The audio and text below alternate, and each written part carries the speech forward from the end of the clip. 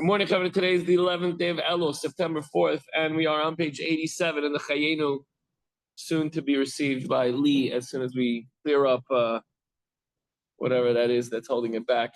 By the way, they responded already. See, they're going to be reaching out to you.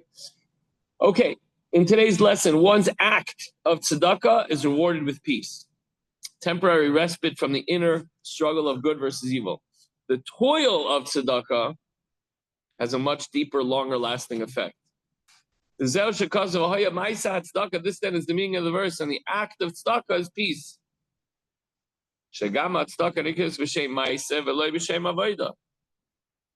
That even with the kind of charity that's called act and not service,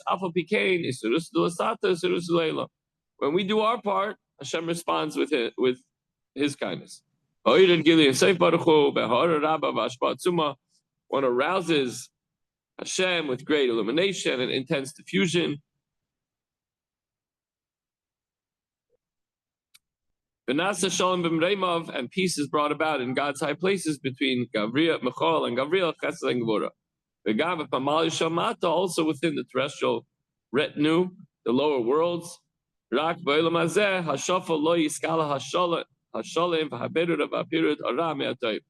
In this lowly world, there will be no manifestation of this peace and of the refinement of separation of the good from the evil, ad eis ketz, until the ultimate time when evil will cease to exist. The loibus managolos kiniskalil, but not during the time of exile. During the time of exile, is always going to be a vestige of evil wrapped up within the good. Rak ba'olam katenu adam b'chol eis mitzay zu tefillah. Huh?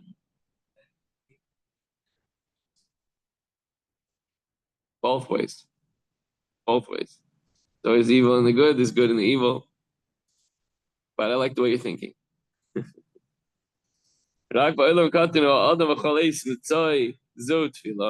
in the microcosm meaning in man, at every time of finding meaning during prayer, when a person is davening, then evil can be banished. That's a momentary moment of true peace. As is written through tzedek, while I behold your countenance. Even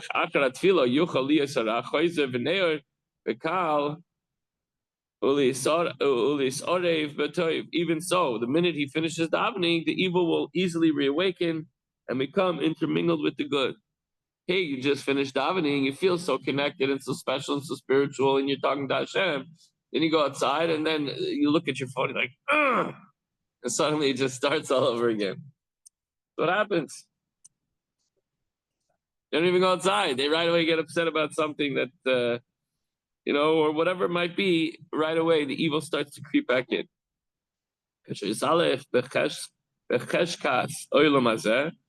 Just the same way the world works. That's the darkness of the world. However,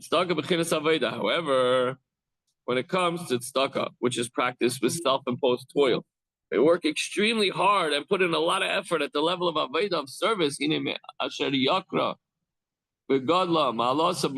Since it's exceedingly precious and lofty, far more than that, than the tzedakah one practices out of one's natural inclination. Because in the former case, one overrules his nature and his bodily will out of deference to the will of Hashem. His kafia, the sitra achara, and the sitra achara is subjugated. And then the glory of Hashem will rise. Like the superiority of light over, literally out of darkness, as we know.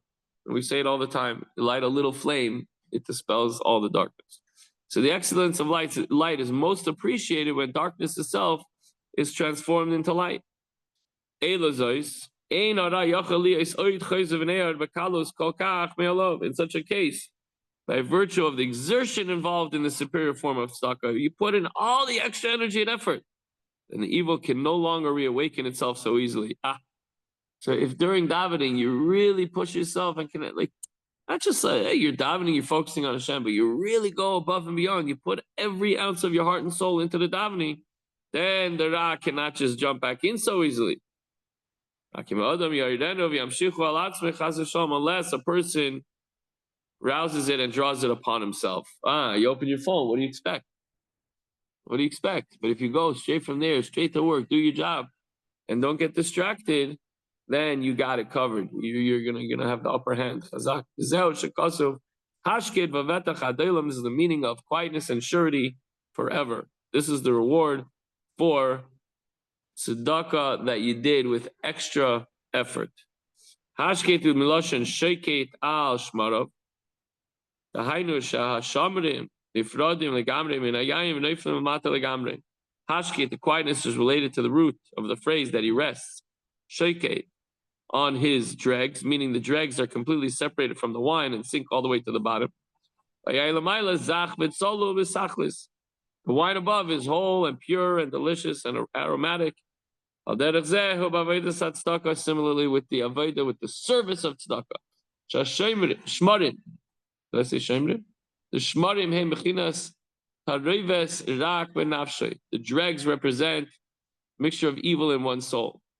Nivra v'nifrad matmat, which is gradually extricated and separated, removed, ad sheneifel amatim keidav v'sharsha, until it falls down below all the worlds, and that's it. And then the purity of the person's soul and heart rise to above, and he's good to go.